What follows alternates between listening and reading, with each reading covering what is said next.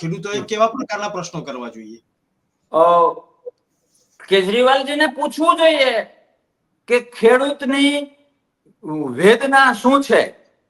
જ્યારે પાક નિષ્ફળ જાય અને પરિવારના દરેક સભ્યો ખેતરમાં બેઠા હોય અને એક નિરાશાવાળી નજરથી એકાબીજાને નિહાળતા હોય ત્યારે લાઇબ્રેરી ભરાઈને એટલી કરુણતા ત્યાંથી લખી શકાય. કેજરીવાલમાં તાકાત હોય તો એ કરુણતાને સમજે અને એક વાક્ય લખી શકે એવી તાકાત તમારામાં છે કે નહીં એ પૂછવું જોઈએ.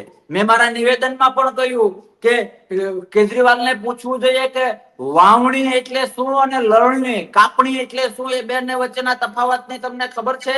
એમને એ પણ કહેવું જોઈએ કે જ્યારે પાકની અંદર ઘાસ હોય અને નિંદામણ કરવા જઈએ ત્યારે દાંતેડી લઈને જઈએ તો પાક રાખવાનો હોય કે દાંતરડી હોય? આમ જોક જેવું લાગે પણ એ પૂછશે તો એને ખબર નહીં હોય. રાતના વાહુપાની એને ખબર નથી, કયા સમયે કઈ દવા છાંટવી એને ખબર નથી, ક્યારે માંડવી ઉપર થાય કે નીચે થાય એ ખબર નથી.